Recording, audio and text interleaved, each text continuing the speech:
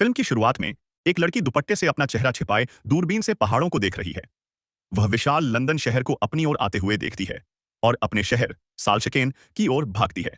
साल्शकेन पर बड़े शिकारी शहर लंदन का हमला हो रहा है। जैसे ही अधिकारियों को पता चलता है कि लंदन उनकी ओर आ रहा है, शहर के सभी लोग काम पर लग जाते हैं। इंजन चालू हो जाते हैं और कुछ ही सेकंड में शहर एक वाहन में बदल जाता है जो रवाना होने के लिए तैयार है। लंदन भागने की कोशिश कर रहे साल्शकेन के करीब पहुंच जाता है।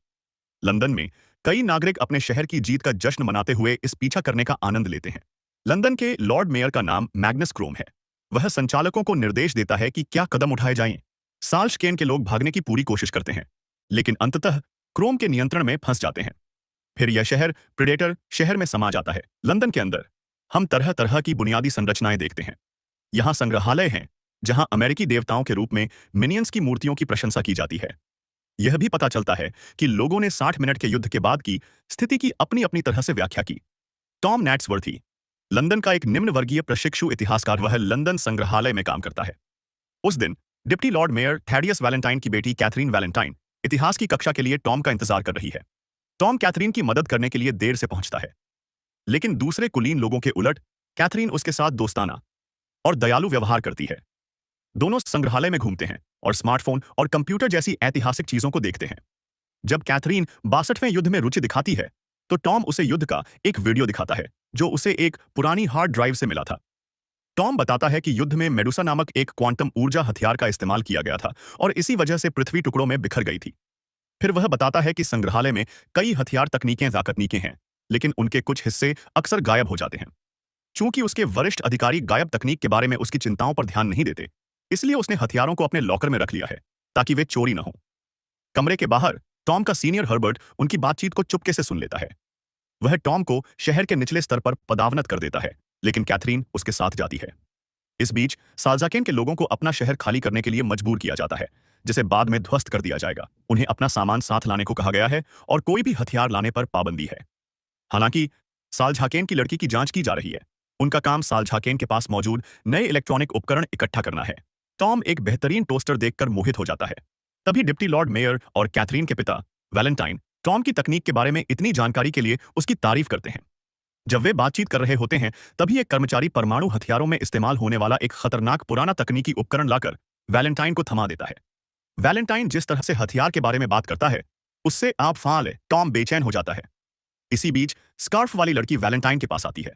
जैसे ही वह लोगों से बात करता है, लड़की उसे चाकू मार देती है और कहती है कि यह उसकी मां पेंडोरा शॉ के लिए है। वैलेंटाइन नाम सुनकर चौंक जाती है। इससे पहले कि लड़की कोई और वार करे, टॉम उसे रोक लेता है और भागते हुए उसका पीछा करता है। दोनों साल्झाकेन शहर पहुंचते हैं, जिसे अब ध्वस्त किया जा रहा है। वे किसी तरह विध्वंसक को पार करके कूड़ेदान तक पहुंचने में कामयाब हो जाते हैं। लड़की कूड़ेदान में गिर जाती है, लेकिन टॉम उसे पकड़ लेता है, जो उसके चेहरे पर एक भयानक निशान देखकर हैरान रह जाता है। वह उसे बताती है कि उसका नाम हेस्टर शॉ है और वैलेंटाइन ने उसका हाथ छोड़ने से ठीक पहले उसकी मां की हत्या कर दी थी। वैलेंटाइन के वहां पहुंचने से पहले ही हेस्टर ढलान में गिर जाती है। टॉम उससे पेंडोरा शॉ के बारे में पूछता है और वैलेंटाइन को शक की निगाह से देखता है। आखिरकार वैलेंटाइन हेस्टर के पीछे पीछे टॉम को भी ढलान में धकेल देता है और अपनी बेटी के आने पर खुद को निर्दोष साबित करता है। बाद में कैथरीन और वैलेंटाइन उसके कमरे में होते हैं जब वह उससे पेंडोरा शॉ के बारे में पूछती है। वह उसके सवाल को खारिज कर देता है, लेकिन कैथरीन को यकीन है कि वह उससे कुछ छिपा रहा है। इसी बीच टॉम एक अनजान जगह के बाहरी इलाके में बेहोश होकर गिर पड़ता है और हेस्टर उसके पैसे लूट लेती है। जब वह जागता है तो वह उसे पीछे छोड़ देती है, लेकिन टॉम उसका पीछा करता है। वह टॉम पर गुस्सा होती है क्योंकि उसने पिछले 6 महीनों से जिस योजना पर काम कर रही थी, उसे बर्बाद कर दिया है। टॉम उससे लंदन वापस जाने में मदद मांगता है क्योंकि वही उसका घर है, लेकिन हेस्टर उसकी बात अनसुनी कर देती है और चलती रहती है। लंदन वापस आकर लॉर्ड मेयर वैलेंटाइन पर इस बात के लिए गुस्सा है कि वह उन्हें यूरोप ले आया है, जिसकी वजह से उनके पास खाने पीने की चीजें कम पड़ रही हैं। वैलेंटाइन अपनी ऊर्जा परियोजना का जिक्र करता है और दावा करता है कि यही एकमात्र चीज है जो लंदन की मदद कर सकती है, लेकिन लॉर्ड मेयर को उसकी योजना पर शक है। रात में हेस्टर और टॉम आराम कर रहे होते हैं, तभी दक्षिण से आए कुछ कूड़ा बीनने वाले लोग उन पर हमला कर देते हैं, जो लोगों का शिकार करते हैं। एक बूढ़ा दंपत्ति अपनी लैंड रोविंग गाड़ी लेकर उनकी मदद के लिए आते हैं है और उन्हें कबाड़ियों से बचाता है। वे दोनों को आराम करने के लिए एक छोटा सा कमरा भी देते हैं। हेस्टर पहले भी कबाड़ियों से टॉम को बचाने की कोशिश में घायल हो गई थी। वह अपने घाव पर कुछ पट्टी बांधती है और लेट जाती है। कुछ देर बाद वह टॉम को बताती है कि उसकी मां पेंडोरा शॉ एक पुरातत्वविद थीं और उन्हें अतीत की दबी हुई तकनीकें खोदने का शौक था। वह वैलेंटाइन के साथ मिलकर काम करती थीं, जो हमेशा उनकी खोजों से मोहित रहता था। एक दिन पेंडोरा ने वैलेंटाइन की एक ऐसी चीज खोद निकाली जो वह नहीं चाहती थी कि उसे मिले। उस दिन उसने पेंडोरा को मार डाला और हेस्टर का चेहरा भी काट दिया। हेस्टर उस हार का भी जिक्र करती है जो पेंडोरा ने उसे भागने के लिए कहने से पहले दिया था। कहानी खत्म करते ही उसके गाल पर एक आंसू लुढ़क जाता है। इस बीच लंदन वापस आकर वैलेंटाइन पुनर्निर्मित सेंट पॉल कैथेड्रल जाता है, जहां वह गुप्त रूप से परमाणु हथियार मेडुसा विकसित कर रहा है। संग्रहालय से गायब हुई ऐतिहासिक तकनीक वैलेंटाइन ने इसी उद्देश्य से चुराई थी। उसे एहसास हो गया है कि शिकार के लिए छोटे शहर गायब होने लगे हैं और जल्द ही लंदन के पास न तो भोजन होगा और न ही संसाधन। इसीलिए वह शांगुओं के स्थिर राज्य पर हमला करना चाहता है, जो एक ऐसा शहर है जिसकी सैकड़ों वर्षों तक लंदन को जरूरत पड़ेगी। हालांकि शांगुओ एक ढाल वाली दीवार से मजबूती से सुरक्षित है, इसलिए वैलेंटाइन मेडुसा को बनाकर उसे नष्ट करना चाहता है और शहर पर कब्जा करना चाहता है। इसके बाद वैलेंटाइन को एक छोटे से शहर के पास समुद्र में एक साइबॉर्ग मिलने की खबर मिलती है। वह उस जीव से मिलने जाता है जब उसका एक साथी उसे बताता है कि वह हेस्टर को मारने में काम आएगा। वह जीव एक बक्से में कैद हो जाता है और वैलेंटाइन को बताता है कि हेस्टर ने उससे किया वादा तोड़ दिया है, इसलिए वह उसे मारना चाहता है। यह सुनकर वैलेंटाइन उस जीव को जाने देता है। इस बीच कैथरीन टॉम के दोस्त बीविस से मिलने जाती है और उससे पूछती है कि उसके पिता उससे क्या छिपा रहे हैं। बीविस को किसी तरह पता चल जाता है कि वैलेंटाइन ने टॉम को ढलान में धकेल दिया था। कैथरीन को यकीन ही नहीं होता जब बीविस बताता है कि उसके पिता भी एक गुप्त प्रोजेक्ट चला रहे हैं। इस जानकारी के बदले में वह ऐतिहासिक तकनीक दिखाने की पेशकश करती है जो टॉम ने उसे फिल्म की शुरुआत में दिखाई थी। इस बीच हेस्टर अभी भी बुजुर्ग दंपत्ति की गाड़ी में सो रही होती है जब टॉम उसे जगाता है। वह कहता है कि गाड़ी दक्षिण की ओर मुड़ गई है, इसलिए दंपत्ति ने उनसे झूठ बोला है। टॉम जमीन के नीचे से बाहर निकलने का रास्ता ढूंढता है, लेकिन हेस्टर अपनी चोट के कारण नीचे से कूद नहीं पाती। वह उसके बिना जाने से इनकार कर देता है और दोनों जल्द ही पकड़े जाते हैं। फिर उन्हें बंधक बनाकर एक कस्बे में गुलामों की नीलामी के लिए रख दिया जाता है। हेस्टर को एक आदमी लगभग खरीद ही लेता है कि अचानक भीड़ में से एक लड़की सामने आती है और हेस्टर पर अपना दावा ठोक देती है। नीलामीकर्ता उस लड़की को एक वांछित अपराधी और एंटी ट्रैक्शन लीग की सदस्य अन्ना फैंग के रूप में पहचान लेता है। वह एक ही गोली में नीलामीकर्ता को मार गिराती है और टॉम और हेस्टर को भाग जाने के लिए कहती है। हालांकि वे ज्यादा दूर नहीं पहुंच पाते कि अचानक वह साइबॉर्ग जो पहले हेस्टर को मारना चाहता था आ पहुंचता है। हेस्टर उसे श्रीके के रूप में पहचान लेती है। श्रीके उन दोनों के पास पहुंचता है जो उससे दूर भाग रहे हैं। वह उन्हें लगभग पकड़ ही लेता है, लेकिन अन्ना उन्हें फिर से बचा लेती है। फिर एना उन्हें अपने हवाई जहाज में उड़ाती है और हेस्टर से कहती है कि वह उसकी मां जैसी दिखती है। दोनों की जिज्ञासा को भांपते हुए हेस्टर बताती है कि वह श्राइक को कैसे जानती है। पता चलता है कि वैलेंटाइन द्वारा पेंडोरा की हत्या के बाद श्राइक ने उसे ढूंढा था और तब से वही उसका माता पिता है।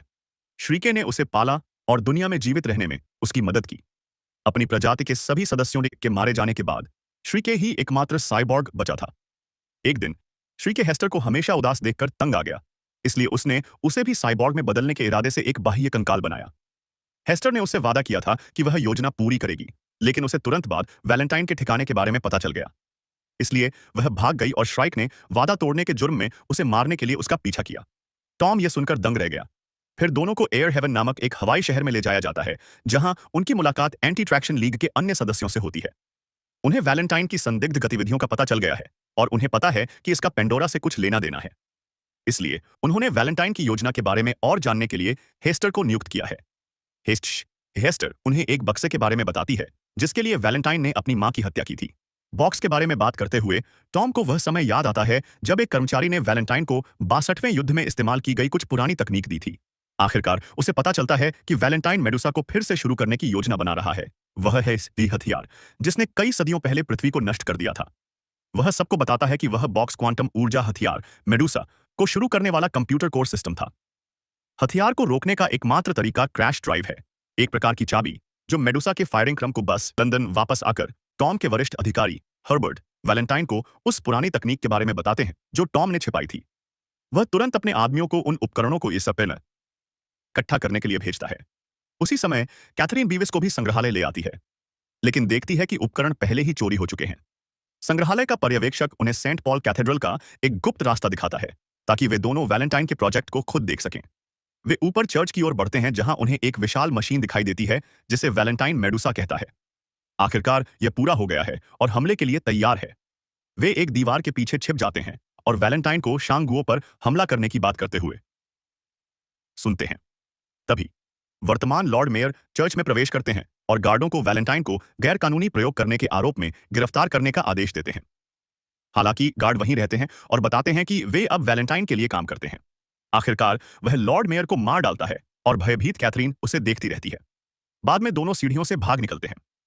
हवाई अड्डे पर अचानक बत्तियां बुझ जाती हैं और श्राइक हेस्टर को ढूंढता हुआ आता है। पूरे शहर में आग लगने से अफरा तफरी मच जाती है। टॉम और हेस्टर श्राइक से बचकर भागते हैं, लेकिन वह एंटी ट्रैक्शन लीग के सदस्यों से लड़ता है और जल्द ही उन दोनों को पकड़ लेता है। वह टॉम को मारने ही वाला होता है कि हेस्टर उससे विनती करती है कि ऐसा न करे। उसे किसी के लिए रोता देखकर श्राइक को एहसास होता है कि उसे आखिरकार कोई मिल गया है जिससे वह प्यार करती है और अब वह दुखी नहीं है। इसका मतलब है कि उसे उसे साइबॉर्ग में बदलने की जरूरत नहीं है। गंभीर रूप से घायल श्राइक हेस्टर को पेंडोरा का दिया हुआ हार थमा देती है और तुरंत मर जाती है। हेस्टर, टॉम और एंटी ट्रैक्शन लीग के सदस्य अब शांगुओ शहर की ओर बढ़ते हैं। वे शांगुओ के गवर्नर क्वान से मिलते हैं और उसे वैलेंटाइन की योजना के बारे में बताते हैं। एना सुझाव देती है कि वह लंदन के खिलाफ एंटी ट्रैक्शनिस्ट बेड़े को भेजने में मदद करे, क्योंकि अगर वे पहले हमला करते हैं तो शांगुओ के बचने की संभावना कम हो जाएगी। क्वान गार्डों को आदेश देता है कि वे लंदन पर हमला करने से पहले ही हमला कर दें। टॉम जवाबी कार्रवाई करते हुए कहता है कि वैलेंटाइन की गलतियों की सजा निर्दोष लंदन वासियों को नहीं मिलनी चाहिए। क्वान का दावा है कि अगर उसके शहर की रक्षा का कोई और तरीका होता वह ऐसा करता। फिर सभी लोग युद्ध की तैयारी शुरू कर देते हैं और टॉम नाराज होकर वहां से चला जाता है। हेस्टर और एंटी ट्रैक्शनिस्ट लीग की सदस्य सत्या प्रार्थना करते हैं। तभी हेस्टर को पता चलता है कि उसकी मां ने जो हार उसे दिया था उसके अंदर क्रैश ड्राइव है। वह और टॉम जल्दी से अन्ना के पास दौड़कर उसे इस खोज के बारे में बताते हैं। लेकिन तभी वैलेंटाइन ढाल की दीवार पर पहला हमला करता है और उसे आंशिक रूप से नष्ट कर देता है। इससे शांगुओ शहर में तबाही मच जाती है। विस्फोट से उत्पन्न बल के कारण लोग इधर उधर धकेले जा रहे हैं। पहले हमले के तुरंत बाद वैलेंटाइन सिस्टम को रिचार्ज करने और दूसरा हमला शुरू करने का आदेश देता है। हालांकि रिचार्ज होने में कुछ समय लगेगा। क्रैश ड्राइव मिलने के बाद अन्ना और एंटी ट्रैक्शनिस्ट लीग के अन्य सदस्य हेस्टर और टॉम के साथ अपने अपने जहाजों पर सवार होकर लंदन की ओर उड़ान भरते हैं। दोनों शहरों के बीच भीषण हवाई युद्ध शुरू हो जाता है। इस युद्ध में एंटी ट्रैक्शनिस्ट लीग के कई सदस्य मारे जाते हैं, लेकिन अन्ना, टॉम और हेस्टर बिना किसी नुकसान के ऊपर पहुंच जाते हैं। एना विमान को लंदन के ऊपर मंडराने में कामयाब हो जाती है और हेस्टर क्रैश ड्राइव लेकर अंदर घुस जाती है।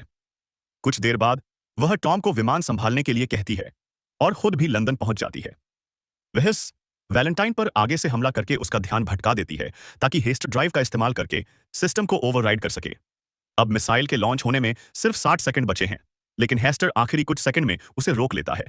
अन्ना जब उसे भागने के लिए कहती है तो वैलेंटाइन हेस्टर की तरफ देखता है। फिर वह अन्ना को एक मंच से धक्का देकर मार देता है। वैलेंटाइन आखिरकार अपनी बेटी कैथरीन से बाहर मिलता है और उसे अपने साथ किसी सुरक्षित जगह पर चलने के लिए कहता है। वह सत्ता के लिए सबको मारने के लिए वैलेंटाइन को नीचा दिखाती है और अंदर भाग जाती है। लंदन के कंट्रोल रूम में वैलेंटाइन के आदमी सभी ऑपरेटरों को मार देते हैं। अपनी पहली योजना के नाकाम होने से क्रोधित होकर वैलेंटाइन ने पूरे लंदन को ढाल की दीवार से टकराकर उसे तोड़ने का फैसला किया है। कैथरीन ब्रेक लगाने की कोशिश करती है, लेकिन सिस्टम खराब हो चुका होता है। वह टॉम को रेडियो के जरिए स्थिति के बारे में बताती है। टॉम फिर कैथरीन से इंजन का गेट खोलने के लिए कहता है। वह अपने विमान में इंजन सिस्टम के अंदर उड़ता है और लंदन को दीवार से टकराने से बचाने के लिए मिसाइलें दागकर इंजनों को नष्ट कर देता है। उसी समय वैलेंटाइन खुद भी विमान में सवार होकर उड़ान भरता है और दुर्घटना से बच जाता है। हालांकि हेस्टर उस आदमी का सामना करती है और उस पर बंदूक तान देती है।